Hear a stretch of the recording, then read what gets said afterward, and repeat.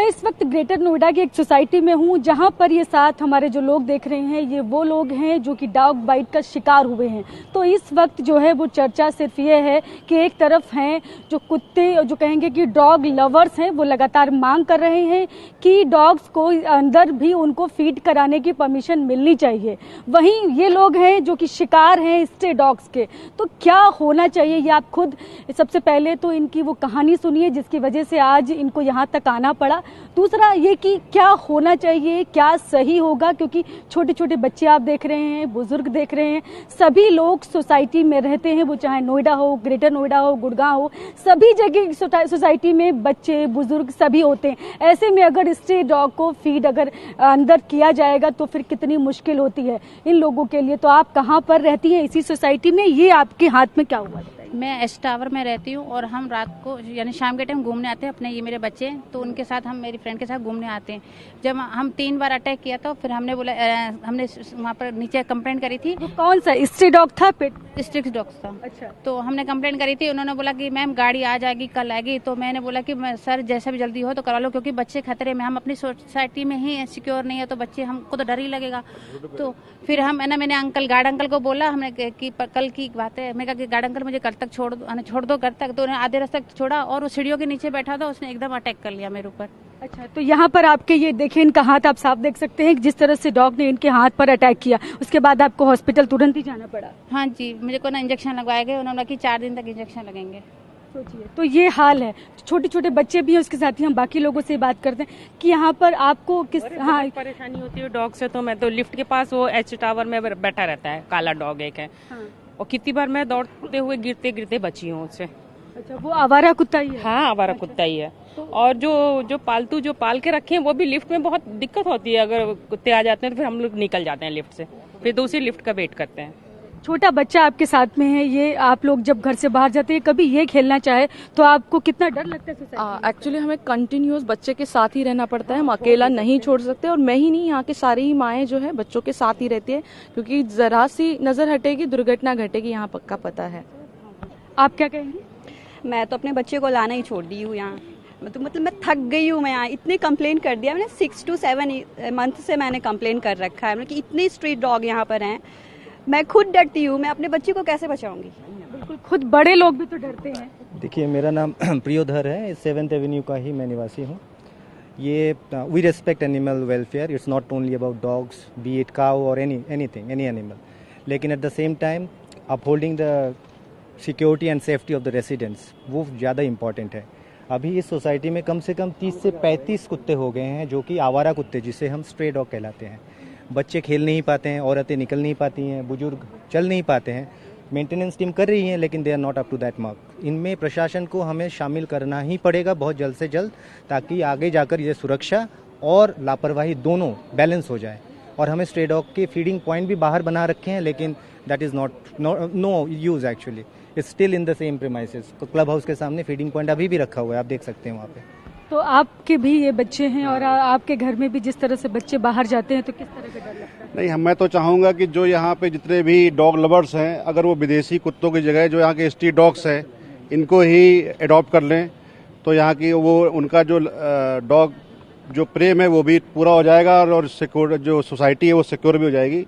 और यहाँ पे कम से कम 50-60 डॉग्स हर सोसाइटी में रहते हैं स्ट्रीट डॉग्स, और बच्चे इतने खतरे में रहते हैं, खेल नहीं पाते, तो उनका बड़ा खतरा ही है। तो मैं तो ये कहूँगा इनको तुरंत यहाँ से हटाया जाए और इनको एक जो शेल्टर होम इनके बनाए जा रहे हैं वहाँ पे इनको रखा जाए। बिल्कुल, लोग लगातार यही मांग कर रहे हैं कि शेल्टर में रखा जाए। आप क्या कहेंगे? मैम, मेरे को ना अभी 1 साल पहले ही डॉग ने बाइट करा है और वो पालतू था डॉग। अच्छा। पालतू डॉग ने बाइट करा है। अब ऑनर इंजेक्शन का तो ले लेता है जिम्मेदारी, बट जो हम 6 मंथ 3 मंथ जो भी वेट करते हैं, क्योंकि अगर पैर में काटा तो चल ही नहीं पाऊंगी, मैं वर्किंग हूँ, तो उसकी वजह से मुझे काफी लॉस बेयर करना पड़ा कि मेरी सैलरी नहीं आ रही है, घर का खर्चा भी सब कुछ ऐसे चलाना पड़ा। और मेरा बेटा है छोटा, वो स्कूल से आता है, मैं ऑफिस में होती हूँ, तो जब वो आता है 3:15 के टाइम, उस टाइम पे डॉग उसके पीछे आ जाते हैं। पेट जो लोग रखते 2-3 बार ऐसा हुआ है। उनको भी जिम्मेदार होना पड़ेगा। यस, जो पेट ओनर्स है उनको भी जिम्मेदार होना पड़ेगा। ऐसे नहीं कि वो बास्केट के बिना उनको लेके चले, बास्केट लगा के बिल्कुल उनको बांध के रखना चाहिए।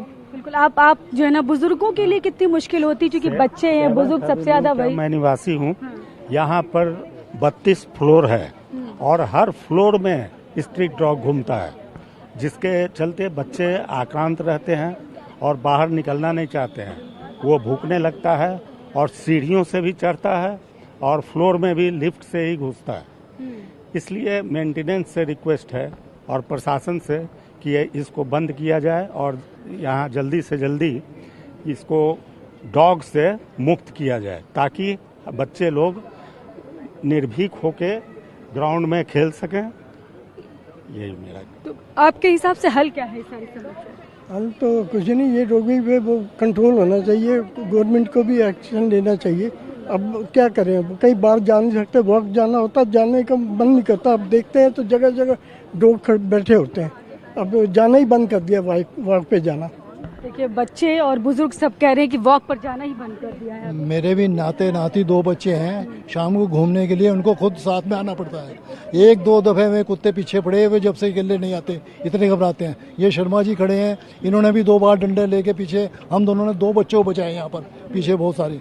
हम उधर गार्ड को कह के आते हैं तुम अंदर क्यों आने देते हो, वो कहते हैं जी उस गार्ड से उस गेट से आ जाते हैं, वो कहते हैं उस गेट से आते हैं। गेट पर कोई गार्ड रोकता नहीं है उनको अंदर आने। तो इनसे प्रशासन है कि गार्ड भी थोड़ा उनको कुत्तों को भगाए और ये जहाँ भी हो सकता है इनका इलाज किया जाए। ऐसा है ये हम पार्किंग में बैठते हैं, शाम को 4-4, 5-5 लोग आ जाते हैं, छोटे छोटे बच्चे खेल रहे होते हैं तो उनके पीछे पड़ जाते हैं। हम कई दफ़े उनको भगाते हैं, गार्ड से भी कहते हैं, वो यही कहते हैं कि इस गेट से आगे उस गेट से आगे। सिक्योरिटी टीम भी है, उनसे हाँ। ले लीजिए। तो यहाँ पर बच्चे भी हैं। बच्चों, आप में से किसी को डॉग बाइट हुई है कभी, है ना? हाँ, क्या बता रहे हैं आप? हाँ। मेरी दोस्त पार्क में थी, तो 2 कुत्ते आए, उसके थाइस पे काट के चले गए। बताइए, छोटे छोटे बच्चे, आपके यहाँ छोटी बच्ची है, कैसे खेलने जाती है? यहाँ पे समस्या ये बहुत साल से है, मतलब 3 से 4 साल हो गए। हम लोगों ने मेंटेनेंस से कई बार बोला, जब केवल 2 डॉग आते थे तब से बोल रहे हैं, लेकिन आज के टाइम पे 10 से 15 डॉग आ जाते हैं। तो मेंटेनेंस इतना केयरलेस हो गया, इसकी वजह से इतने सारे डॉग यहाँ बढ़े हैं, अदरवाइज नहीं बढ़ते। यहाँ पर लोग कह रहे हैं कि मेंटेनेंस भी बहुत केयरलेस है। हाँ बिल्कुल, देखिए वैसे तो ये एंडलेस टॉपिक है और बहुत सारे सॉल्यूशंस है, बट इमीडिएट मेरे हिसाब से जो इमीडिएट एक्शन होना चाहिए वो कि फीडिंग पॉइंट बाहर होनी चाहिए, क्योंकि बिना इसके तो हम आगे बढ़ ही नहीं सकते हैं। ये फर्स्ट पॉइंट होना चाहिए हमारा टैकल करने का। कह रहे सबसे ज्यादा जरूरी तो ये फीडिंग पॉइंट बाहर होना चाहिए। फीडिंग पॉइंट होना चाहिए, शेल्टर्स होने चाहिए। अगर ये नहीं कर पा रही है ना गवर्नमेंट, तो मजबूरन मैं ये कहना चाहूंगी कि हमें सेल्फ डिफेंस में ना अपने लिए कुछ पिस्टल लेनी पड़ेगी बचाव के लिए, ठीक है? क्योंकि हमें अपना तो सेल्फ डिफेंस में बचाव तो करना ही है ना, तो हमें ये एक्शन लेना पड़ेगा। मैम बताइए, इस हाल तक लोग पहुंच गए हैं आपकी सोसाइटी? मैम हमें तो ऐसा लगता है कि हम कुत्तों को भगाते भगाते ना एक दिन खुद ही कुत्ता बन जाएंगे, सही में। तो लोगों की कहर है यहाँ पे, इतना कहर है कि कसम से एक दिन तो मेरे पीछे 5-6 ऐसे लगता है एक कमांड कर रहा है और स्क्वाड पूरी पीछे चल रही है। यहाँ पे ये चीज हो गई है और मेंटेनेंस हमारी बात नहीं सुनती है।